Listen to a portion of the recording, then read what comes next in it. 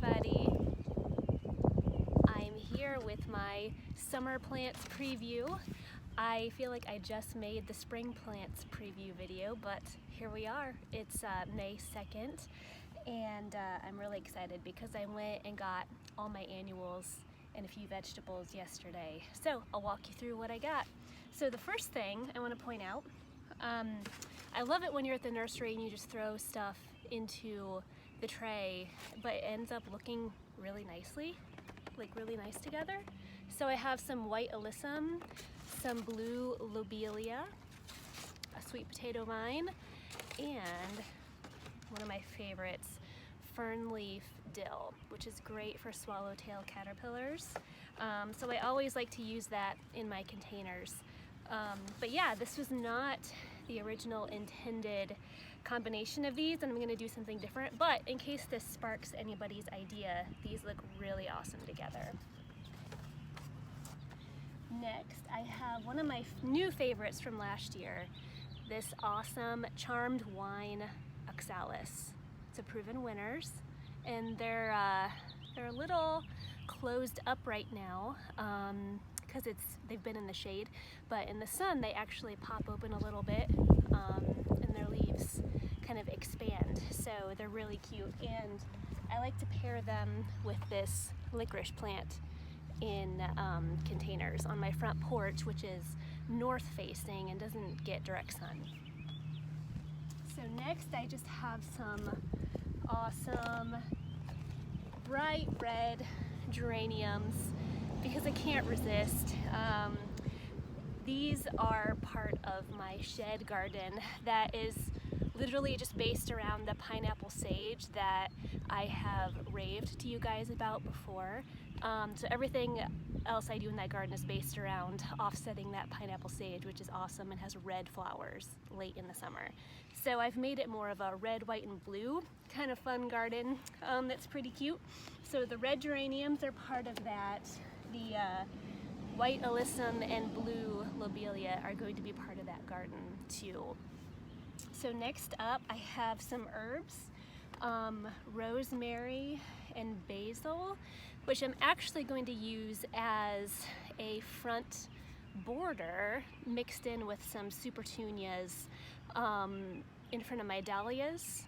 So I'm kind of excited about that, just mixing in some edible stuff with some of my flowering plants along the border. So rosemary, here's this little guy, you probably already know, but I thought I'd share that. I got a couple peppers, I got some basil, and I got a cucumber, which is also a favorite here in the Essex household. So along my dahlia patch, which the dahlias are not in the ground yet because they need to wait till it gets a little warmer. So along the dahlia patch, I'm going to have these really cute limoncello petunias, supertunias, because those are purple and yellow and pink combinations in all my dahlias. So you will see that, lots of photos later in the season. In my containers, I'm going to have some of these supertunia Bordeaux, which took Instagram by storm last year, and I wanted to have some for myself. So we have those guys. Next, we have this awesome mixture of coleus. I love this variegated coleus. So I like to put those along the boxwoods that I have at the north side of my house. Also, indirect light, no direct sun, and they look great amongst the boxwoods. So something I'm going to do ever so slightly different this year. See, look at that fun combination. Ever so slightly different this year, I am going to pinch them a little more. I did not pinch them back last year, so they got a little taller and stick straight, and I want them to be kind of more rounded and bushier and compact. So I will do that this year along the boxwoods. Some marigolds to go in my vegetable garden. And also in my vegetable garden, I'm going to do this Rockin' Fuchsia salvia. I ended up by accident with this last year in my vegetable garden and I loved it. It looked great amongst the tomatoes. I put it in a spot where it could still get more sunlight amongst the tomato and the taller plants, zucchini, squash. But it looked really cool. The bright purple kind of hiding amongst all the vegetables was really awesome. So I've also got, okay, so my cat rubbed against the phone and knocked off, so sorry about that. Also, this is my favorite variety of cherry tomato. They get huge and they produce the entire season and I just love them.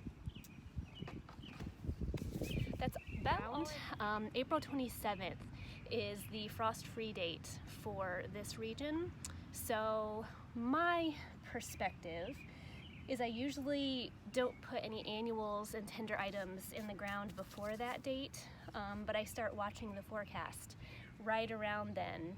And if there's no danger of frost, you know, a week to 10 days after April 27th, I put them in the ground and we're usually in pretty good shape. Yeah, that's what I've got. Thanks for joining me on my summer plant preview, and I'll be getting these in the ground this weekend. Bye.